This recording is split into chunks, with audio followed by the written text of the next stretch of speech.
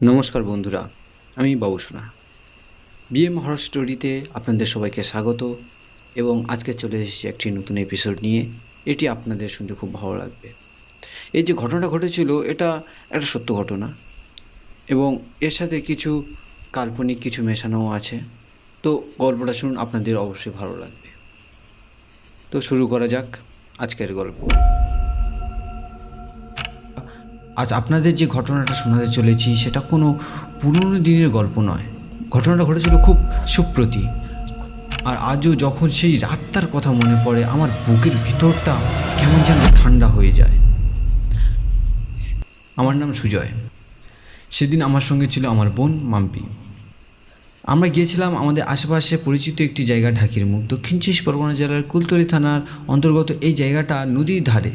নদীর পাড়টা সুন্দর করে সিমেন্ট দিয়ে বাঁধানো, জায়গায় জায়গায় বসার সিট আছে আর রাস্তার ধারে ল্যাম্পপোস্ট আছে। বিকাল থেকে সন্ধ্যা পর্যন্ত সেখানে বেশ লোকজনের আনাগোনা থাকে, কিন্তু সন্ধ্যা নামার পর জায়গাটার চেহারাটা যেন বদলে যায়। নদীর জলে কলকল শব্দ, ঠান্ডা বাতাস, দূরে কোথাও পাখির ডাক। আর নদীর কালো জলের দিকে তাকিয়ে থাকলে মনে হয় পৃথিবীর সমস্ত শব্দ যেন ধীরে ধীরে দূরে সরে যাচ্ছে। সেদিনও আমরা দুজনেই সেখানে ঘুরতে গিয়েছিলাম। গল্প করতে করতে কখন যে সন্ধ্যা পেরিয়ে রাত হয়ে গিয়েছে আমরা নিজেরাই বুঝতে পারিনি। নদীর পাড়ের বাঁধানো জায়গা বেশ লম্বা, প্রায় কয়েক কিলোমিটার ধরে বাউন্ডারি রয়েছে। আর সেই বাউন্ডারির পাশ দিয়ে একটা রাস্তা চলে গিয়েছে, যে রাস্তাটা আমাদের গ্রামের দিকেই যায়। রাস্তাটা আসলে রাস্তা বলাই ভুল, ইটের রাস্তা, কিন্তু তার মধ্যে অনেক গর্ত, অনেক কাদা। কোথাও রাস্তা ভেঙে গিয়ে বড় বড় খানা তৈরি হয়ে গিয়েছে। বর্ষাকালে চারপাশের জমিগুলোতে যখন ধান চাষ চলছে, দুপাশে জল জমে আছে আর রাস্তার দুপাশে গাছপালা এমনভাবে ঝুঁকে পড়ে আছে যেন তারা নিজেদের মধ্যে মিলে রাস্তার উপরে একটি অন্ধকার সুড়ঙ্গ তৈরি করেছে। তবু দিনের বেলায় এসব জায়গায় গেলে তখন কোনো সমস্যা হয় না, কিন্তু রাতের বেলা এই রাস্তা দিয়ে একা যাওয়ার কথা ভাবলেই গা শিউরে ওঠে। আমরা তখনও এসব নিয়ে ভাবিনি। বসে বসে গল্প করলাম, তারপরে হাঁটতে আরম্ভ করলাম। হঠাৎ আমার বোন বলল, দাদা এবার বাড়ি চল, অনেক রাত হয়ে গিয়েছে। আমি ঘড়ির দিকে তাকালাম, সত্যি অনেক রাত হয়ে গেছে। আমি বললাম, চল। তারপর আমরা দুজন উঠে গ্রামের রাস্তার দিকে হাঁটতে লাগলাম। আর ঠিক তখনই হঠাৎ প্রথম অস্বাভাবিক ঘটনাটা।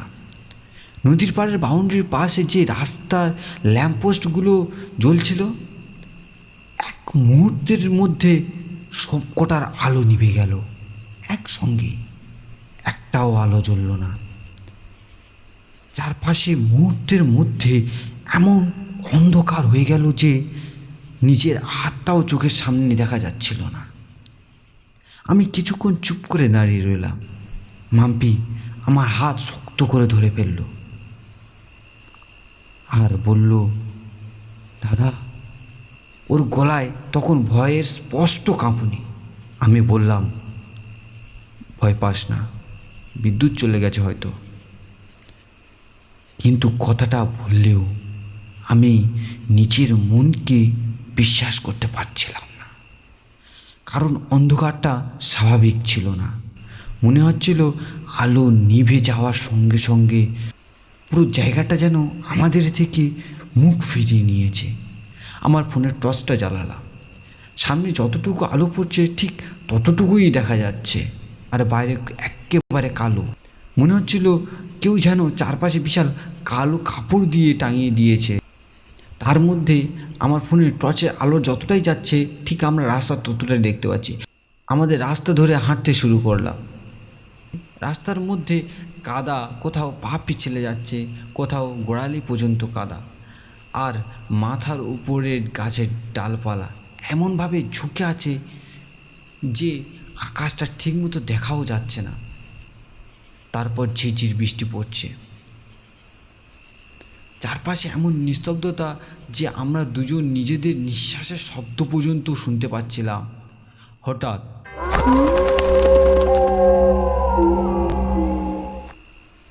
দূরে কোথাও একটা পেঁচার ডাক ভেসে উঠল।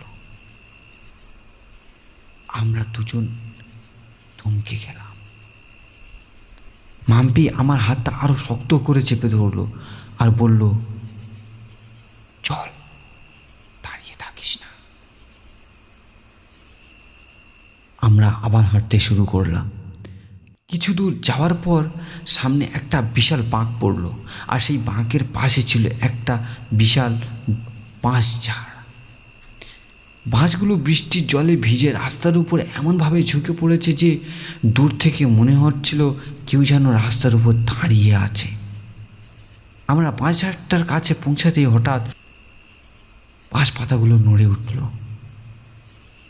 তারপর একটা ঠান্ডা বাতাস এসে আমাদের দুজনকে ছুঁয়ে গেল, কিন্তু সেই বাতাসটা অদ্ভুত ঠান্ডা।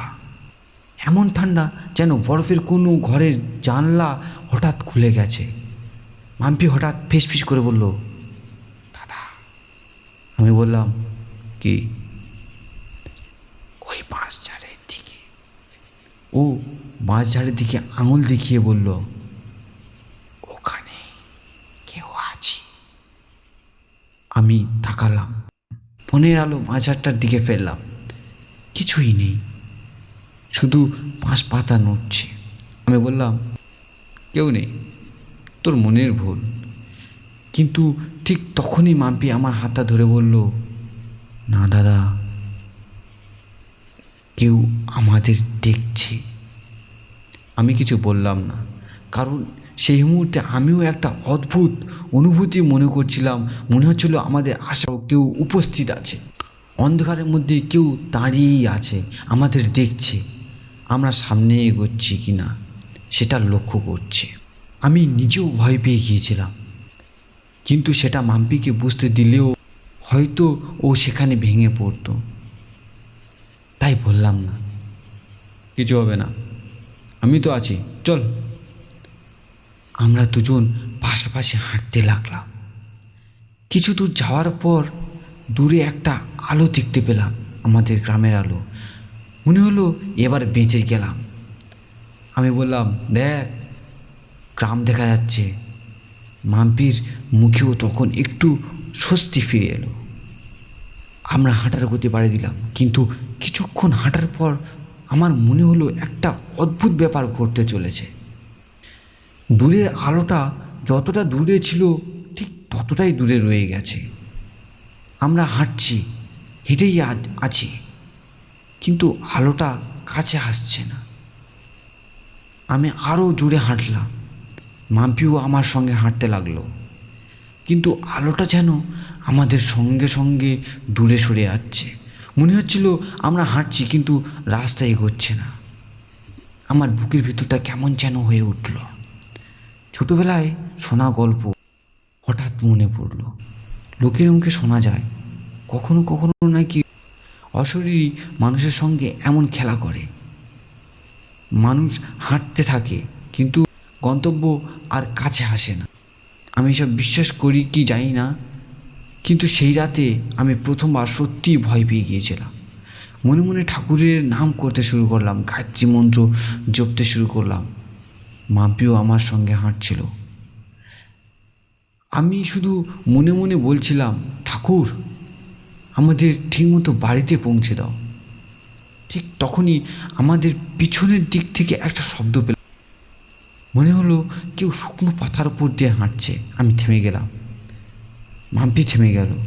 শব্দটা ধীরে ধীরে আমাদের দিকে এগিয়ে আসছে।